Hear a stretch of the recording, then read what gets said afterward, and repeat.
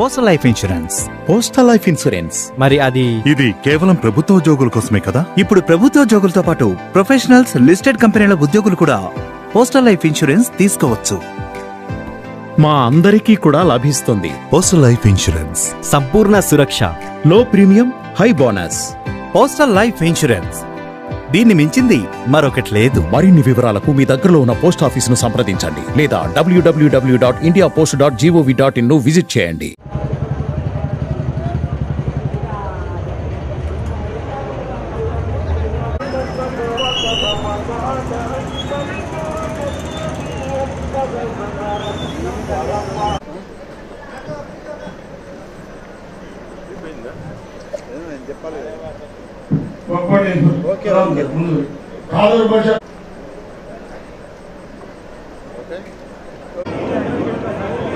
మేము ఉత్సవ కమిటీ 2024 సభ్యులుగా నియమితులయ్యాము. ఇక్కడ మా కార్యాలయంలోని విధులు మరియు బాధ్యతలను మా శక్తి మేరకు ఉత్సవ కమిటీ చైర్మన్ గా ప్రమాణం చేసిన శ్రీ ఖాదర్ బాషా గారు ఇప్పుడు ఈ సభను ఉద్దేశించి మాట్లాడాల్సిందిగా కోరుతూ ఉన్నాం. శ్రీ హజరత్ బారా షహీద్ దర్గా పండుగ 2020 ఇక్కడున్న జోన్లన్నింటిలో కూడా వారి ప్రత్యేక కూడా అన్ని సౌకర్యాలు కూడా వారి సూచనలు, వారి సలహాల మేరకు ఈ కమిటీ ఏర్పడింది. ఆ కమిటీ వాళ్ళందరికీ నా యొక్క శుభాకాంక్షలు.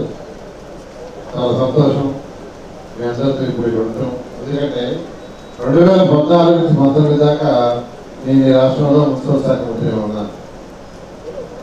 ఆ రోజు 2014లో ఫస్ట్ టైం ఈ మహారాష్ట్ర దగ్గర రొట్టెల పంటకి అరేంజ్మెంట్స్ లో ఆ రోజు అజీజ్ గారితో మాట్లాడారు. అజీజ్ మేయర్, ఎందుకంటే చిన్నప్పటి నుంచి నాకు తెలుసు.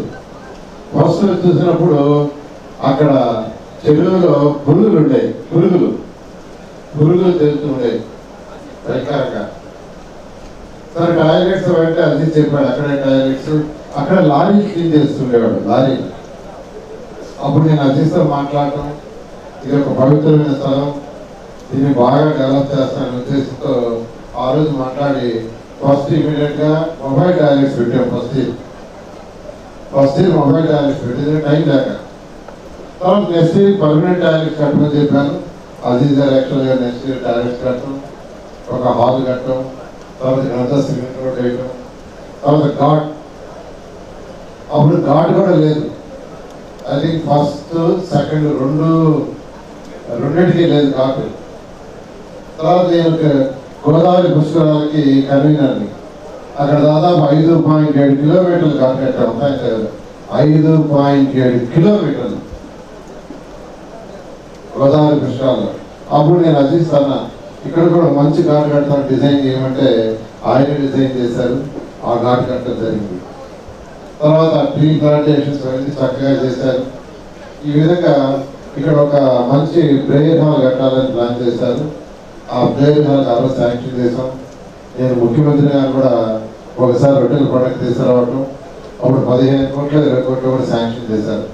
ఇలా ఇక్కడ అవన్నీ చేయటం వల్ల 2014కి రొట్టెల పండుగ ఇక్కడికి వచ్చిన వాడు 4 లక్షల మంది.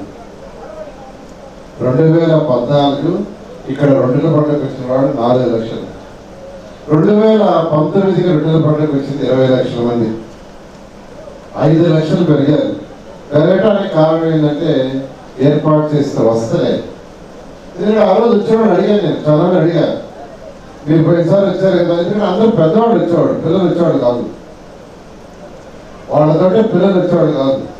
నేను వాడు అడిగితే మీరే వస్తున్నారు, మీ పిల్లలు రావట్లేదంటే, సార్ లాస్ట్ టైం మా పిల్లలు వచ్చారు, ఇక్కడ ఉన్న వసతులు చూసి మళ్ళీ రావట్లేదు, వాడు మా పొద్దుబాటున్నారు అని వాళ్ళు చెప్పిన తర్వాతే నేను యాక్చువల్గా ఘాటు కావచ్చు, టాయిలెట్స్ కావచ్చు, ఇట్లా ప్రజల అభిప్రాయాలు ఇవన్నీ చేయడం జరిగింది.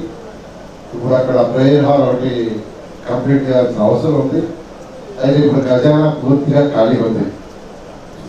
ఈరోజు ఖజానా టోటల్ ఖాళీ. ఎంత ఖాళీ అంటే ఈరోజు ఇక్కడ ఈ షాప్స్ వాటికి ఆక్షన్ వాడారు 1,57,00,000. నేను ఆ మంత్రి గారిని సెక్రటరీ పిలిచి మా 1,50,00,000 మాకు ఇచ్చేయమని కూర్చున్నా, చాంబర్లో కూర్చున్నా. ఆయన కూడా సెక్రటరీ సిఇఓలు ఆ పుస్తకాలు తీసుకొచ్చి ముందేశారు. ముందేసి సార్ 33% మేము పట్టుకొని మీకు ఇవ్వాలా, అది చట్టం, ఏం చేయమంటారు చెప్పమన్నారు. ఇక చట్టం చెప్పిన తర్వాత నేనేం చేస్తాను, సరే అది పట్టుకొని నా బ్యాలెన్స్ 1 crore ఇవ్వమన్నారు. ఆ 1 crore ఇస్తున్నారు. ఇది రాష్ట్ర పండుగ కాబట్టి కొంత ఫండ్ ఇవ్వమంటే ఒక 50,00,000 మళ్ళా పెట్టారు. ఒక 50,00,000 కూడా వస్తుంది. అది 1,50,00,000 వస్తుంది. ఐ థింక్ మున్సిపల్ కమిషనర్ గారి ఎస్టిమేషన్ ప్రకారం 3,03,00,000 అవుతున్నట్టుంది.